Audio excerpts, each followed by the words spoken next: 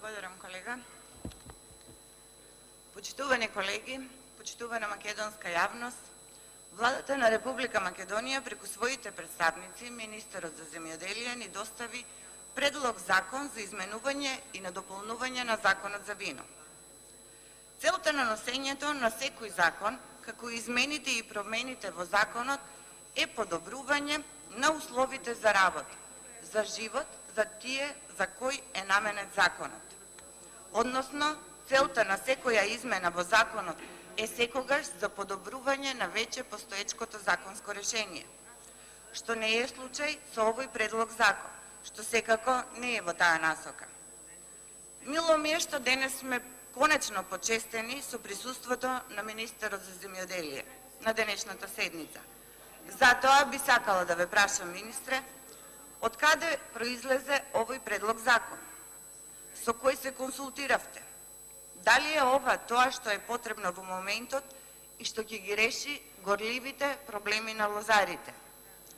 Овие измени, почитуван министре, не носат ништо добро за лозарите.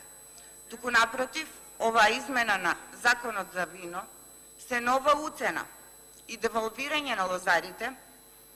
Овие измени на законот на вино носат огромен ризик за иднината на лозаропроизводителите во Македонија.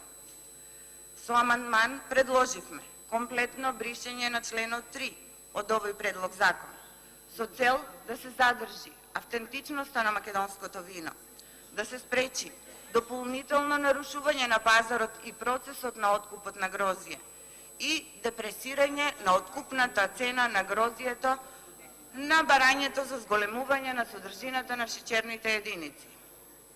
За жал, како и многу пати предходно, или подобро кажано редовно од ваша страна, овој наш предлог не беше прифатен од страна на владеачкото мнозинство.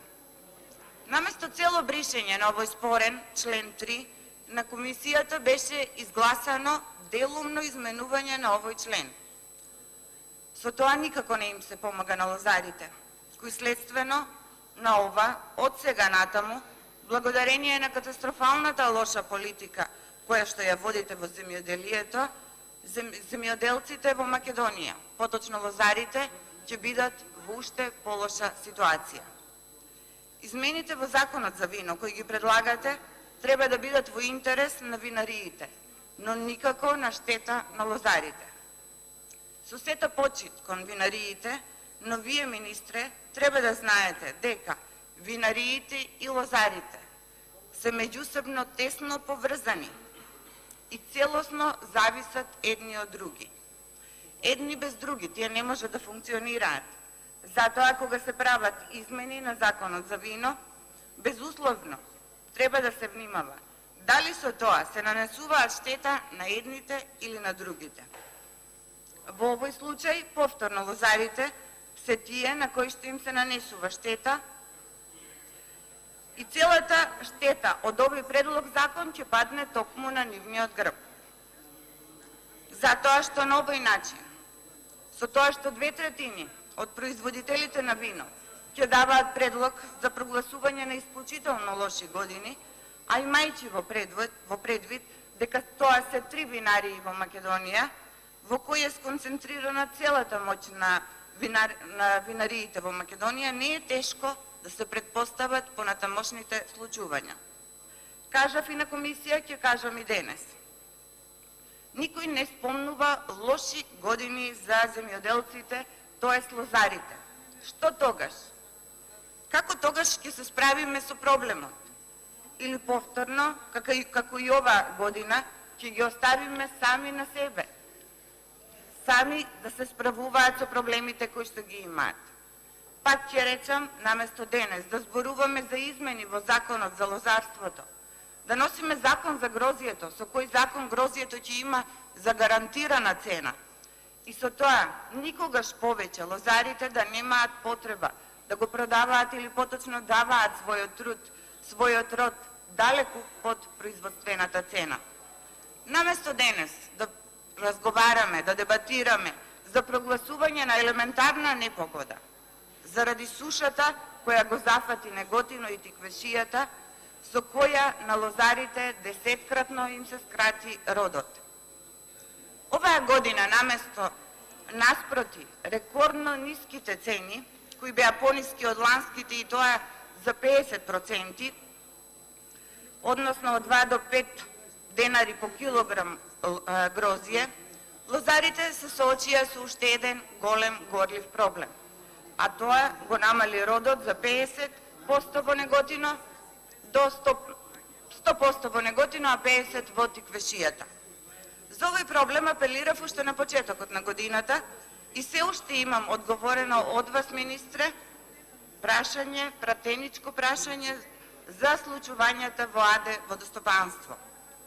Како резултат на негрижата на оваа влада кон акционерското друштво Водостопанство, кон илјадници долгата километарска мрежа, водоводна мрежа, која што остана неисчистена, каналите останаа во лоша состојба, заради што и во најголем случај низ нив не протече вода.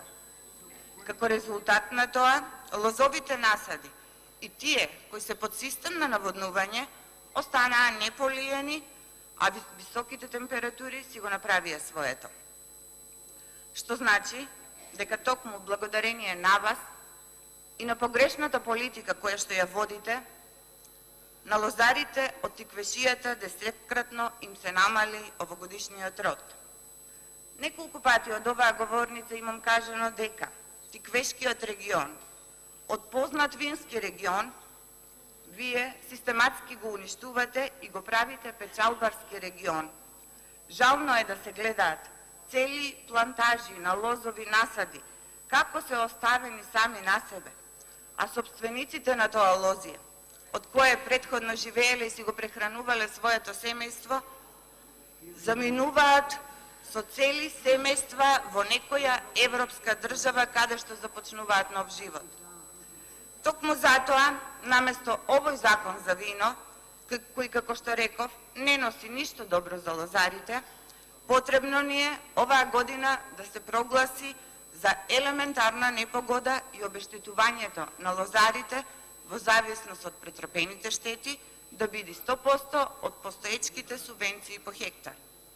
И секако не смееме да ги заборавиме субвенциите од плюс 2 или 3 денари како што по килограм грозје, како што вети оваа влада и министерството, заради овогодинешните екстремно ниски цени за килограм грозје, кои по се изгледа владата веќе ги заборави, имајќи во предвид дека по завршувањето на бербата на грозјето, овие субвенции кои беа ветувани од ваша страна за да се смират лозарите, ниту еднаш повеќе не се спомнати. Или ова беше само уште едно лажно ветување. Доста ги понижувате и деградирате земјоделците, тие не бараат ништо друго. Бараат само нивниот труд и мака да биде адекватно платен. Ви благодарам.